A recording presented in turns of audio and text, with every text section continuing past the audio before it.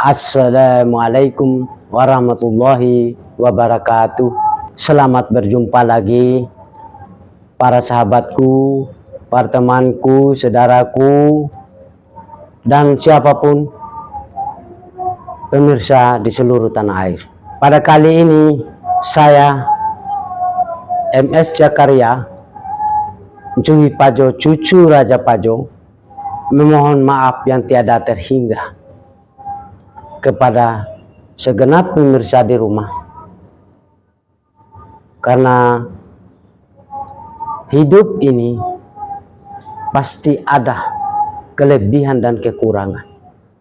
Oleh sebab itu, atas tingkah laku kami, tutur kata kami yang tidak berkenan di hati atau yang menyakiti hati saudara-saudara pemirsa di rumah, maka kami sekeluarga memohon maaf. Kali ini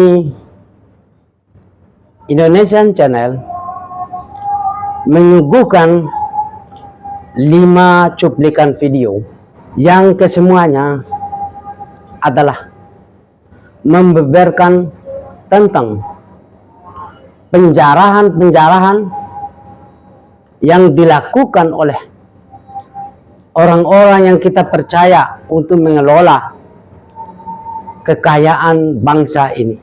Namun mereka selewengkan, mereka salah gunakan kepercayaan itu. Mereka kebanyakan memanfaatkan untuk kepentingan pribadi, golongan dan kroni-kroninya. Padahal tujuan kita mempercayai mereka untuk mengelola harta dan kekayaan bangsa ini demi kesejahteraan masyarakat, rakyat Indonesia dan bangsa Indonesia pada umum. Namun dengan keserakahan dan nawaitu yang sangat biadab, sehingga hampir 600 triliun dalam 5 item permasalahan saja hangus, habis entah kemana rimbanya. Tega-teganya mereka menjarah harta kekayaan bangsa ini. Saya tidak mau katakan korupsi atau merampok, tapi ini menjarah. Karena perilaku kejahatan ini sudah hampir dilakukan oleh seluruh instansi jabatan dan seluruh pihak swasta yang kita percayakan untuk mengelola harta dan kekayaan bangsa ini. Namun mereka salah memanfaatkan kepercayaan itu.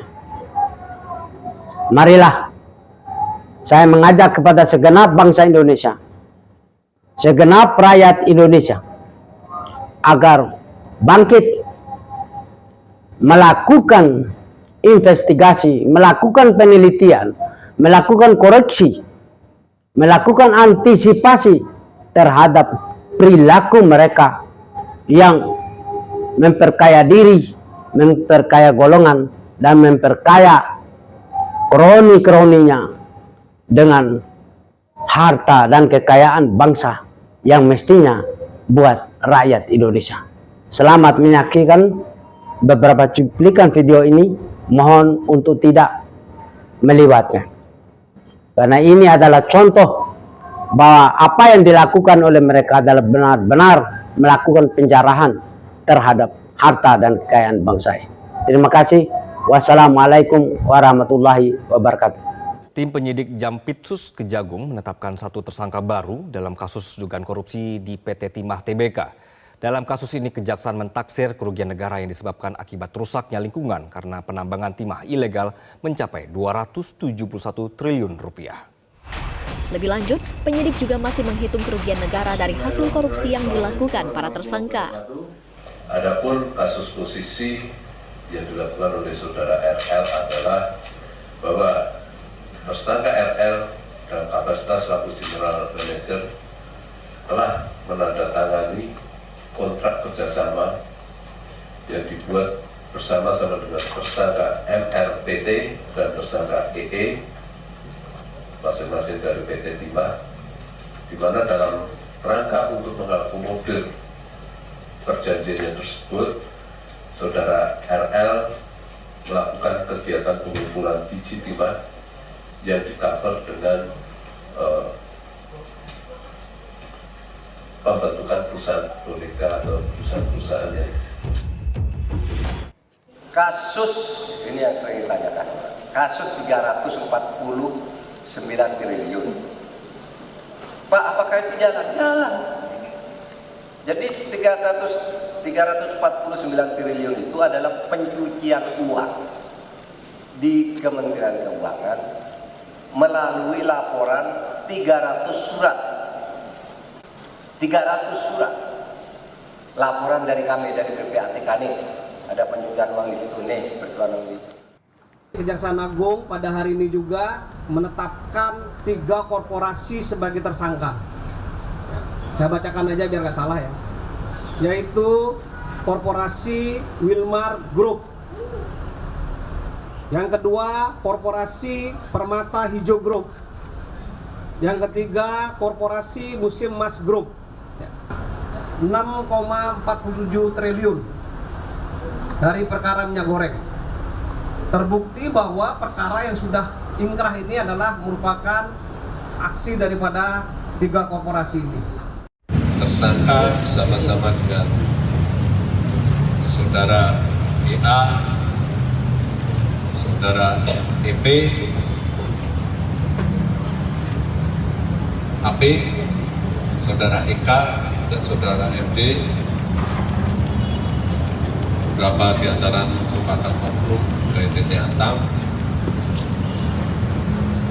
telah melakukan perbuatan jahat merekayasa transaksi jual beli emas dengan cara